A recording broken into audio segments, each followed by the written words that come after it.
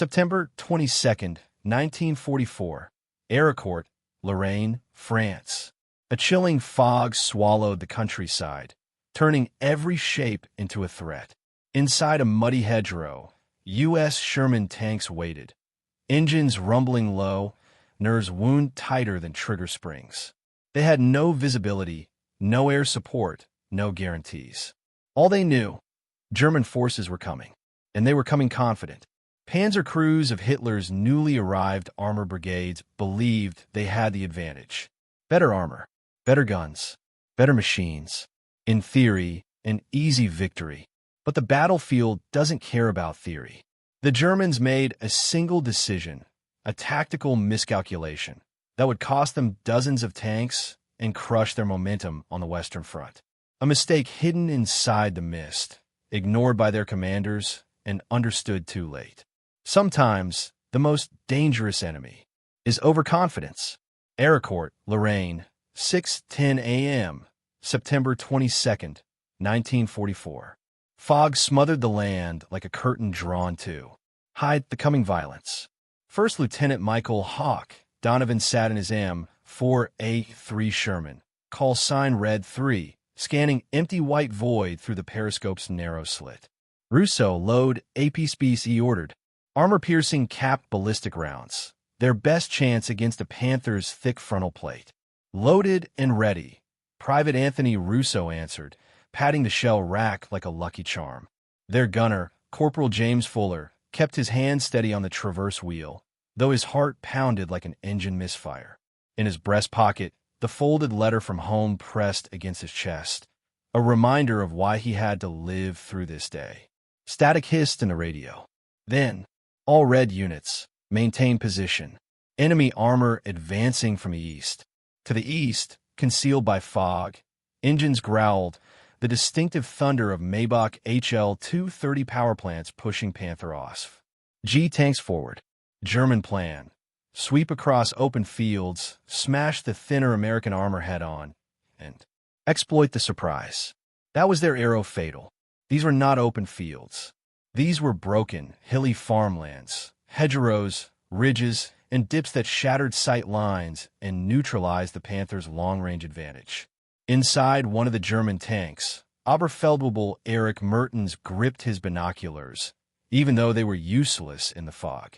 Americans retreat quickly. We press forward. Faster, he commanded.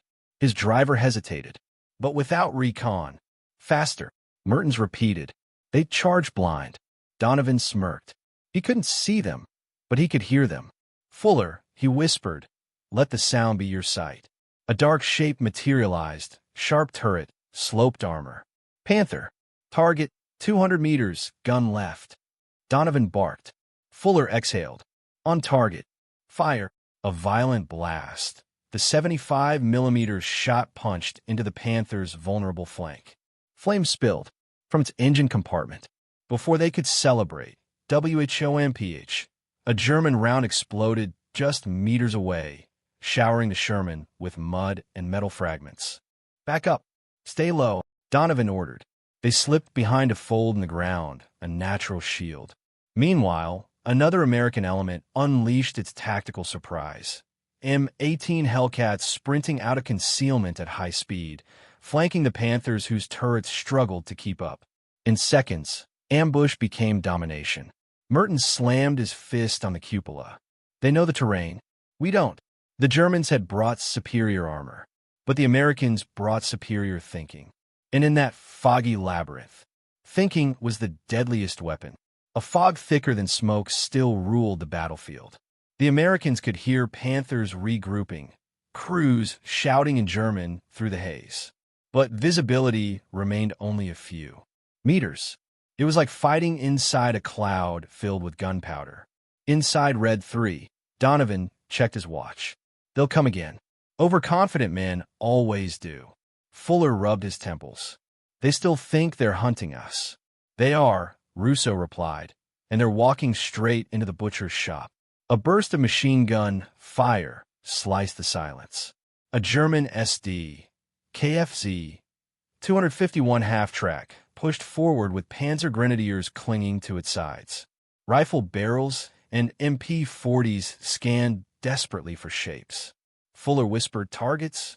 "Negative," Donovan said calmly. "Let them pass. We go for the cats, not the kittens." A crack over the radio. "Hellcat teams moving south ridge. If they chase us, they'll expose their sides." Donovan smiled. A trap inside trap. To the east, Panther 432, with Unteroffizier Carl Weiss on a gun, crept forward. "Commander, these Americans hide like ghosts. Why don't we wait for better visibility?" His commander growled. "Orders. We advance." Panthers do not fear Shermans. But fear wasn't the issue. Ignorance was. Weiss spotted a shadow. Sherman. He fired. Boom. The round tore into a haystack, scattering straw like confetti. "No contact. No confirmation." Weiss shouted. His commander ignored him. "Reload. They're running." Inside Red 3, the crew heard the shot. Donovan's instinct screamed. They fired blind. That means they're guessing. And guessing means panic. Russo peeked up through the loader's periscope. "Tank left. Close." A Panther suddenly loomed from the fog, less than 80 meters away. "Traverse left. Fast," Donovan yelled. Fuller hauled the hand wheel, metal grinding. He lined up the turret ring area, a known weak spot. "Fire!" The Sherman roared again. A brutal clang echoed. Hit. The Panther staggered, but didn't burn. "They're thick up front." Fuller cursed through clenched teeth. Russo already had another APS-BC round in hand. Up. Hit the turret cheek. "Small target. Best chance we got." Fuller steadied his breathing. "Come on, just look at me." The Panther began turning its turret, but too slow. Fire. This time, a violent burst. Armor cracked. The gun mantlet blew apart. Flames erupted as the Panther's ammunition cooked off, turret lid flying like a coin, flipped by death. The explosion lit the fog orange. For the first time, a German voice screamed, not in command, but in terror. American radio channels filled with confidence. "They're falling apart. They can't see us. Hit them where they think they're invincible." Donovan exhaled, sweat dripping into his eyes. "They thought we'd panic," he murmured. "We used our fear better than they used their pride." The fog wasn't lifting, but the balance of the battle was. The silence was painful. Never a sign of peace, only a warning that something worse was coming. Inside Red 3, the bitter smell of cordite and burning oil clung to every breath. Russo wiped sweat from his brow. Never heard Germans scream like that before. Donovan kept his eyes fixed on the thinning fog. "Fear is our advantage. We don't waste it." Metal clattered somewhere ahead. Panzer grenadiers were regrouping near a tree line. Fuller checked the sight carefully. Infantry moving, no armor in sight. "Do we take the shot?" Donovan shook his head. "Negative. We stay hidden. They still think we're scattered and weak." The radio cracked with urgency. Red 3, Hellcat leader. More Panthers coming from the north. "Looks like a second wave. Prepare the trick." The trick? A deliberate fight and fade, drawing the Panthers forward, making them chase what they believed was a crippled enemy, straight into an American kill zone. The Germans were repeating their fatal mistake, advancing without reconnaissance, convinced their armor superiority would carry the day. Inside a command Panther, Oberfeldwebel Erich Mertens argued with his radio operator. "Targets, where are they?" "They vanished, sir." "They do not vanish. They retreat. We advance, push forward." Pride roared louder than logic, and pride leads men to die blind. Donovan motioned the driver to back up Red 3 behind a shallow ridge carved into the farmland. The Sherman slid from sight, invisible to any Panther charging headlong. Russo whispered, "Hope they bite." Fuller pressed a hand against the letter in his pocket. For her, they better bite. The earth trembled. Dark shapes emerged, huge, armored shadows with engines growling in arrogance. Panthers, 4 of them, advancing single file, their right flanks exposed. Donovan raised one finger. "Not yet." The Panthers crossed the ridge. Side armor fully revealed. "Now." Just one word, and judgment began. The valley erupted. M18 Hellcats broke camouflage and unleashed their 76mm M1 guns, striking the Panthers where they were weakest, 40 to 50 millimeter side plating, no match for American tungsten-tipped rounds. Clean penetrations. Instant flames. Hatches kicked open too late. Mertens slammed the cupola. Flank. Turn the turret. Hurry. But turrets turn slow. Far too slow. Donovan eased Red 3 forward just enough for Fuller to gain a firing angle on the last Panther in line. Russo. Up. Fire. The 75 millimeters shell hit like a gavel on steel. The Panther shuddered. Smoke pouring from its turret seems like a dying beast coughing its last breath. American radios erupted. They're down. All of them. Donovan didn't celebrate. He stared at the rising columns of smoke. They just learned fear, he said quietly. And fear changes the war. The fog thinned just enough to reveal the aftermath. Twisted German steel burning across the fields. The scent of scorched paint and ammunition hung over the land like a curse. Yet Donovan knew this was no victory lap. Keep scanning, he ordered. The enemy learns fast. Fuller adjusted the gun sight's focus. I'll believe they've learned when they stop charging straight at us. Russo forced a nervous grin. If they keep donating Panthers, we'll run out of ammo before they run out of bad ideas. The joke earned a short breath of laughter, the kind soldiers used to keep panic from swallowing them whole. But across the ridge, German officers were doing exactly what Donovan feared, adapting. Hauptmann Dieter Reiner knelt over a map laid across a tank hull, his face smeared with soot. We spread too thin, he admitted to his staff. Their guns bite harder up close. We take away their cover, force them into the open. Smoke shells and artillery first, then armor. A more disciplined approach. A smarter one.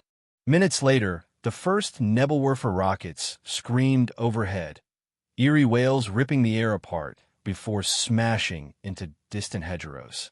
Flames and dirt erupted, a barrage meant to flush every American tank from concealment. Here it comes, Donovan muttered.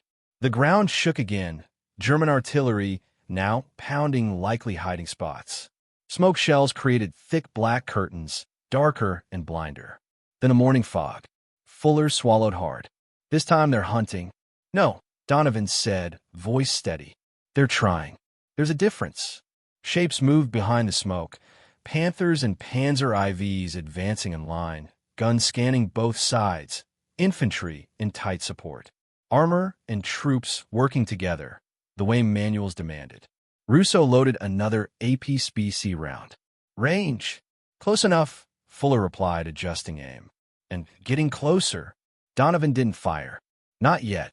To their right flank, an American Sherman from White Platoon took a direct hit, its turret bursting into a fireball. The blast threw the commander clear, his body tumbling across the dirt. Russo flinched. Jesus, that's what happens if we rush, Donovan reminded them. We stay patient. German machine guns rattled. Mortar shells thumped. The air itself felt hostile. Then Donovan spotted it. A dip in the ground the Germans would cross, exposing their thinner frontal lower plates. A natural weak spot in the terrain. A trap only visible to someone who had survived enough battles to read land like a book. They'll crest that rise. Right there, Donovan whispered. The crew prepared, hearts pounding like fists against rib cages. Let them come, Donovan said, gripping the intercom. When they think they've cornered us. That's when a hunter strikes. Moments stretched thin as wire. Red 3 sat still, camouflaged by churned earth and smoke drifting low across the field. Donovan steadied his breathing, eyes sharp through the periscope. The German attack was now deliberate, methodical. Every shot, every movement backed by discipline. This is the real push, he murmured. Panzer IVs advanced first, their 75 millimeters short-barrel guns searching for silhouettes. Behind them, Panther tanks moved like steel predators, cautious now, angling armor and scanning for ambush. Russo whispered, they're learning. And we'll teach them faster, Donovan replied. Fuller watched the rise in the ground. The exact moment German armor would expose its lower glacis, a thinner front plate vulnerable to American shells. The perfect kill window. Through the gun sight, shadows grew into angular shapes. Tracks crushed soil. Engines snarled like beasts losing patience. The first Panther crested the rise. Target, Donovan snapped.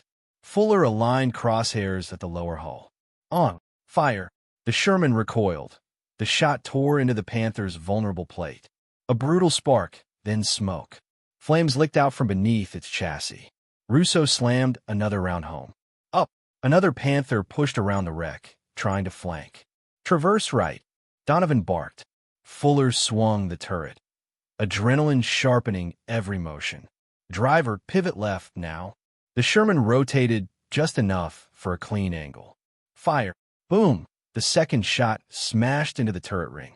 The Panther's gun drooped as if bowing to defeat, hatch bursting open with black smoke and screams pouring out.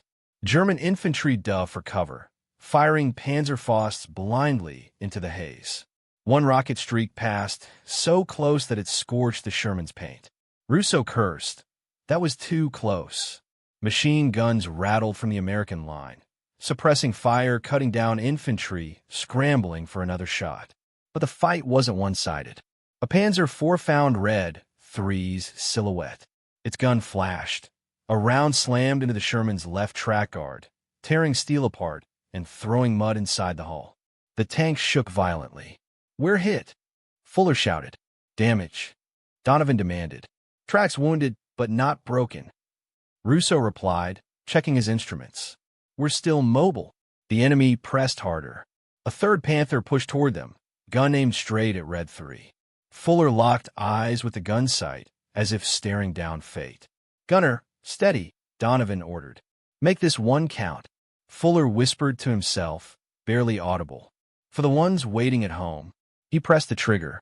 The 75mm round struck the Panther's side armor, a clean penetration.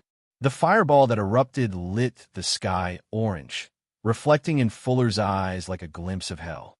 The battlefield fell into stunned silence, momentary, fragile. Donovan exhaled. "They keep coming," he said, voice calm but weary.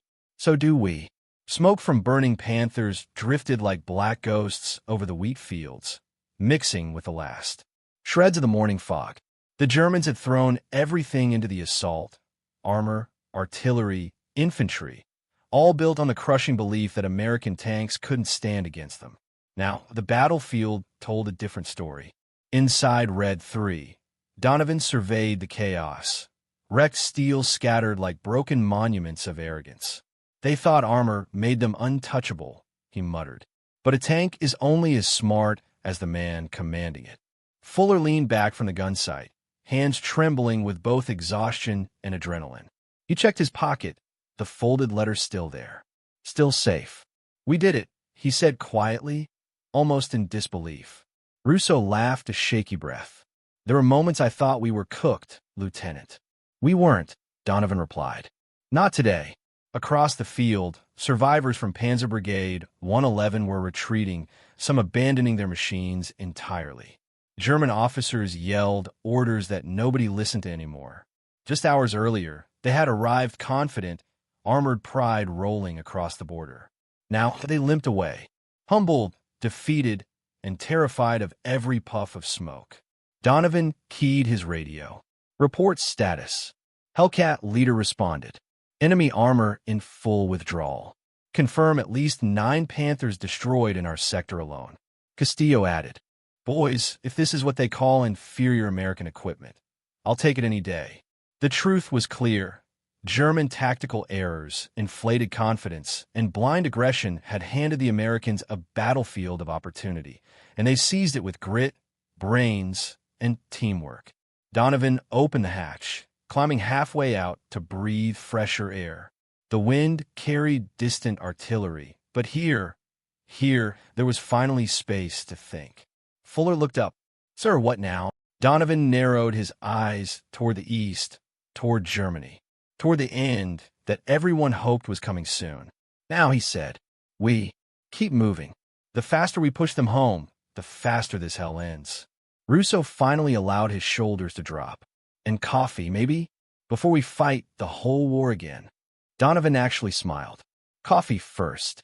Victory later." As the sun broke through, the field revealed its brutal math. German armor superior on paper, inferior in the hands that guided it.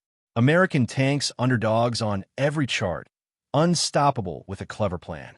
History would remember the names of the battles, Lorraine, Arracourt, as key moments in the crumbling of the Third Reich's armored might. But for the men who survived it, history was not a page in a book. It was the smell of burning metal, the dirt beneath their boots, the photos tucked inside their jackets. Fuller finally read the last line of the letter against his heart. "Come home." He folded it again, a promise renewed. And as Red 3 rolled forward, tracks grinding over the shattered pride of its enemy, overconfidence lay buried beneath the fog.